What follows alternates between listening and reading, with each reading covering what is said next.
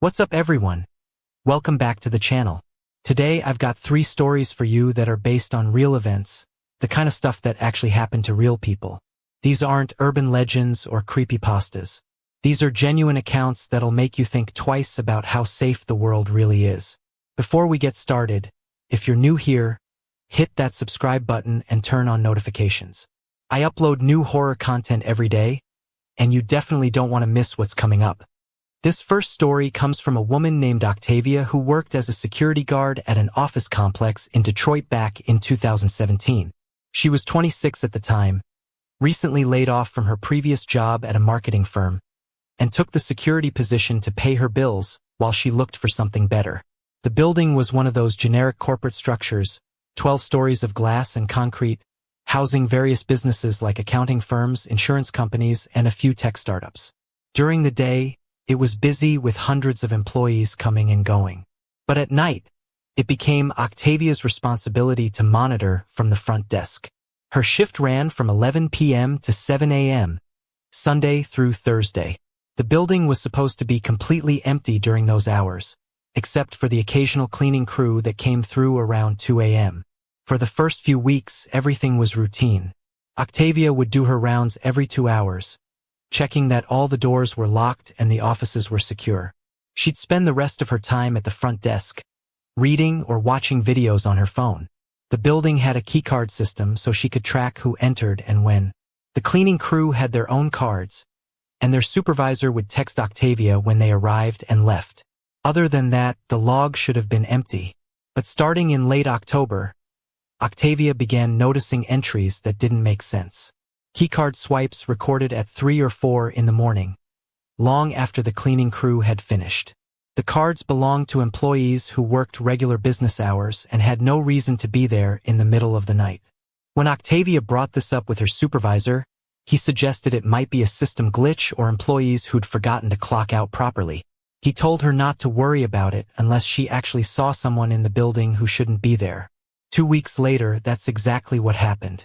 Octavia was doing her 3 a.m. rounds when she heard typing coming from the 7th floor. Not just random clicking, but steady, purposeful typing like someone working on a document. She followed the sound to an office belonging to Meridian Financial Services. Through the frosted glass door, she could see a figure silhouetted at one of the desks, hunched over a computer screen. Octavia knocked on the door.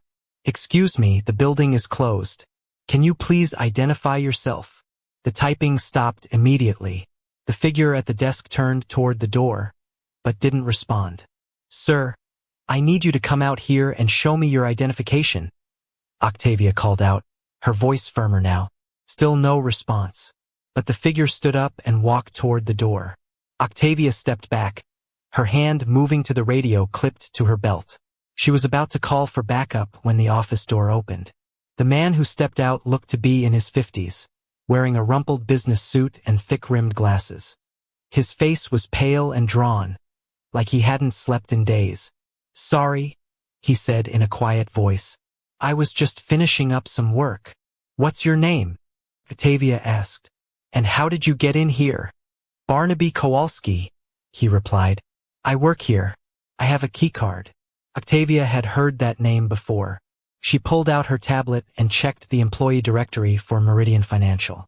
Barnaby Kowalski was listed as a senior accountant. "Mr. Kowalski, your keycard shows you left the building at 6:30 yesterday evening. How did you get back in?" He looked confused for a moment, then reached into his jacket pocket and pulled out a keycard. "I used this." Octavia examined the card. It looked legitimate with Barnaby's photo and the Meridian Financial logo. But something felt wrong about the whole situation. "Sir, it's company policy that after-hours access needs to be approved in advance. I'm going to need you to leave the building now." Barnaby nodded and walked toward the elevators. Octavia escorted him down to the lobby and watched him exit through the front doors. He got into a blue sedan parked across the street and drove away. The next morning, Octavia filed a report about the incident. Her supervisor said he'd look into it and contact Meridian Financial about their employee working unauthorized overtime. 3 days later, her supervisor called her into his office. "I spoke with the folks at Meridian Financial about your report," he said. They don't have an employee named Barnaby Kowalski. Octavia pulled up the employee directory on her tablet. Barnaby's name and photo were gone. There was no record of him ever working there. That's impossible, she said. I saw his name in the system. I talked to him. Her supervisor showed her the security camera footage from the 7th floor. It showed Octavia knocking on the office door and talking to someone, but the hallway appeared empty. The cameras never captured anyone entering or leaving the office. Even more disturbing, the keycard logs showed no record of anyone entering the building that night except Octavia and the cleaning crew. Octavia quit 2 weeks later. She couldn't handle working alone in a building where she'd had a conversation with someone who apparently didn't exist, in an office that had no record of employing him. 6 months after Octavia left, the new security guard reported similar incidents. Typing sounds from empty offices, keycard entries with no corresponding video footage, and encounters with employees who weren't in any company database. The building management eventually installed additional cameras and changed all the keycards, but the incidents continued. To this day, security guards report seeing people working late in offices that are supposed to be empty. If you're enjoying these stories, make sure to smash that like button and subscribe if you haven't already. I've got tons more content like this coming your way, and you definitely don't want to miss it. This story happened to a guy named Caspian in the summer of 2019. He was 29, working as a freelance graphic designer, and had just moved to a small town in Northern California for a change of pace from city life. Caspian found a rental house through Craigslist, a 2-bedroom cottage on the outskirts of town, surrounded by redwood trees and about a mile from his nearest neighbor. The rent was surprisingly cheap for the area, which should have been his first red flag, but he was trying to save money and the isolation appealed to him. The landlord was an older woman named Mrs. Felicity Grimm, who lived about an hour away. She seemed eager to rent the place and barely asked any questions during their phone conversation. She mailed him the keys and said she'd stop by sometime to meet in person, but there was no rush.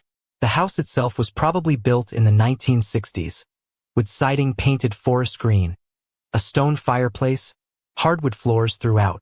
It had that rustic cabin feel that looked great in photos, but up close you could see it needed some maintenance. Loose floorboards, windows that didn't quite close properly, a back door that stuck when you tried to open it. For the first month, Caspian was happy with his decision. He'd set up his home office in the front bedroom, and the quiet environment was perfect for focusing on his work. He'd take walks in the woods during breaks, and in the evenings he'd sit on the back porch with a beer and enjoy the silence. But gradually, he started noticing things that bothered him. It began with sounds at night, footsteps on the roof that he initially attributed to squirrels or raccoons. Then he started hearing what sounded like someone moving around in the basement, even though there was no basement access from inside the house. Caspian went outside one evening to look for an exterior basement entrance and found a set of concrete steps leading down to a wooden door on the side of the house. The door was secured with a heavy padlock that looked relatively new. He texted Mrs. Grimm asking about the basement. She replied that it was just storage space for seasonal decorations and old furniture. Nothing he needed to worry about. But the sounds continued, and they were getting more frequent. Not just footsteps, but scraping noises like furniture being moved around, and occasionally what sounded like muffled voices. One night in late August, Caspian was working late when he heard the basement door open and close. He looked out his office window and saw a figure walking away from the house toward the woods. A tall person wearing dark clothes, moving quickly between the trees. Caspian grabbed a flashlight and went outside to investigate. The padlock on the basement door was open, hanging from the latch. The door itself was slightly ajar. He called out, "Hello? Is someone there?" No response, but he could hear movement inside the basement. Against his better judgment, Caspian opened the door and shined his flashlight down the concrete steps. The basement was larger than he'd expected, stretching under most of the house. But instead of holiday decorations and old furniture, he saw something that made his blood run cold. The space had been converted into what looked like a makeshift living area.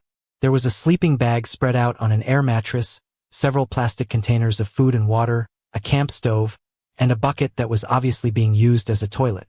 Someone had been living under his house. Caspian backed away from the door and immediately called the police. When the officers arrived, they searched the basement thoroughly but found no one inside. However, they confirmed that someone had clearly been using the space as shelter. "How long have you been renting this place?" one of the officers asked. "About 6 weeks, Caspian replied. "Well, based on the setup down there, I'd say someone's been living in your basement for a while. Probably since before you moved in." The officers took photos and filed a report, but explained that without catching the person in the act, there wasn't much they could do beyond recommending that Caspian change the locks and install some security cameras. Caspian called Mrs. Grimm immediately after the police left. She seemed genuinely shocked and claimed she had no idea anyone had been using the basement. She said she'd drive up the next day to change the padlock and secure the area. But Mrs. Grimm never showed up. When Caspian tried calling her the next evening, her phone went straight to voicemail. That night, he heard the basement door open again. This time, Caspian didn't investigate. He packed a bag, got in his car, and drove to a motel in town. The next morning, he went back to the house with a locksmith to change all the door locks and install deadbolts. When they opened the basement door, they found that whoever had been living there had returned. The sleeping bag was laid out. There were fresh food containers, and pinned to one of the support beams was a handwritten note that read, "This is my home too." Caspian broke his lease and moved out that same week. He tried for months to get his security deposit back from Mrs. Grimm, but she never returned his calls or emails. About a year later, Caspian was curious enough to drive by the house. There was a "for rent" sign in the front yard with a different phone number. He called the number and asked about the property. The new landlord, a local real estate agent, told him the house had been abandoned for several years before Mrs. Grimm bought it. Apparently, she'd purchased it at a tax auction and had been trying to rent it out ever since, but tenants never stayed very long. "Any idea why?" Caspian asked. "Well," the agent said, "there have been reports of someone living on the property without permission, probably a homeless person who's been using it as shelter. We're working with local authorities to resolve the situation." Caspian never found out who had been living in his basement, or if they were still there when subsequent tenants moved in. But he learned an important lesson about rental properties that seemed too good to be true. This final story comes from a woman named Evangeline who was commuting to work in Atlanta back in 2020. She was 31, working as a physical therapist at a rehabilitation center about 45 minutes from her apartment. The commute was killing her gas money, wear and tear on her car, and sitting in traffic for an hour and a half every day. So when she saw a post on a local Facebook group about carpooling, she decided to give it a try.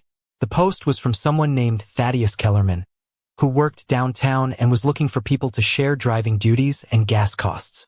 He seemed professional in his messages, proper grammar, polite tone, mentioned that he preferred to keep conversation light during the drive since he liked to use the commute time to decompress. They met at a coffee shop to discuss the arrangement. Thaddeus was probably in his early 40s, well-dressed in business casual clothes, driving a clean Honda Accord. He worked in IT for a medical billing company and had been making the same commute for 3 years. They agreed to alternate driving weeks. Evangeline would drive the first week, picking up Thaddeus at 7:30 a.m. from the parking lot of a shopping center near his apartment complex. The following week, he'd drive and pick her up at the same time. The arrangement worked well initially. Thaddeus was punctual, quiet during the drive as promised, and always had his share of gas money ready. He'd bring a thermos of coffee and spend most of the trip looking at his phone or staring out the window. After about a month, Evangeline started noticing some odd behaviors. When it was her turn to drive, Thaddeus would always sit in the back seat instead of the front passenger seat. When she asked about it, he said he got carsick riding up front in other people's cars. He also had a habit of taking photos during their drives. Not selfies or scenery shots, but pictures of the route they were taking, street signs, and sometimes the other cars around them. When Evangeline asked about it, he said he was documenting traffic patterns for a project at work. The thing that really bothered her was how he'd sometimes give her directions to take alternate routes, claiming he knew shortcuts that would save time. But these shortcuts often took them through residential neighborhoods that were clearly out of the way, adding 10 to 15 minutes to their commute. One morning in November, when it was Thaddeus's turn to drive, he picked up Evangeline as usual but immediately started heading in the wrong direction. "Where are we going?" Evangeline asked. "Taking a different route today," Thaddeus replied. "There's construction on our usual way." But Evangeline had driven that same route the previous week and hadn't seen any construction. She pulled out her phone to check traffic apps, but couldn't get a signal. "My phone's not working," she said. "Can you check yours for the traffic situation?" "Mine's dead," Thaddeus said without taking his eyes off the road. They were now driving through a part of town Evangeline didn't recognize. Industrial buildings, empty lots, very few other cars on the road. Nothing like their usual route that went through busy commercial areas.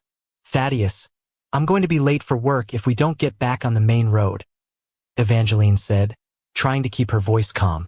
"Don't worry about it," he replied. "I called your office and told them you'd be running behind." Evangeline felt her stomach drop. She'd never given Thaddeus her work phone number, and he didn't know her last name or where exactly she worked beyond the general area. "How did you get my office number?" she asked. Thaddeus glanced at her in the rearview mirror with an expression she'd never seen before, cold and calculating.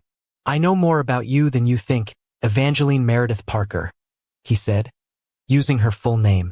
"I know you live alone in apartment 2B at the Riverside Commons complex. I know you go grocery shopping on Sunday afternoons at the Kroger on Peachtree Street. I know you have a sister named Rebecca who lives in Tampa." Evangeline's blood went cold. She'd never told him any of those details.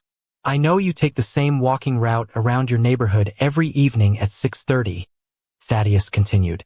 "I know you leave your bedroom window open at night because you like the fresh air." That's when Evangeline realized she'd seen Thaddeus's Honda in her apartment complex parking lot on evenings when it wasn't his turn to drive. She'd assumed he was visiting someone else in the building, but now she understood he'd been watching her. They were stopped at a red light in what looked like an abandoned commercial district. Evangeline made a split-second decision. She unbuckled her seatbelt, opened the car door, and ran. She could hear Thaddeus shouting behind her, but she didn't look back. She ran until she reached a gas station where she called 911 from a payphone. The police found Thaddeus's car parked behind an empty warehouse about a mile from where Evangeline had escaped. Inside the car, they discovered a collection of items that belonged to her, mail from her apartment mailbox, photos taken of her through her bedroom window, and a detailed log of her daily activities dating back several months. Thaddeus Kellerman wasn't his real name. His actual name was Vincent Holbrook, and he had a history of stalking charges in 2 other states. He'd been using the carpool arrangement to get close to women, learn their routines, and eventually escalate to more serious crimes. Vincent was arrested and charged with stalking, kidnapping, and possession of stolen property. During the investigation, police discovered he'd used similar carpool schemes to target at least 4 other women over the past 2 years. Evangeline never carpooled again. She'd rather deal with traffic and gas money than risk getting in a car with a stranger, no matter how normal they seem at first. That's all for today's video. If these stories freaked you out as much as they did me, make sure to hit that like button and subscribe for more horror content. I've got some seriously disturbing stories lined up. Let me know in the comments if you've ever had experiences with people who seemed normal at first but turned out to be something much more dangerous. And remember, trust your instincts. If something feels wrong, it probably is. Stay safe out there, and I'll see you in the next one.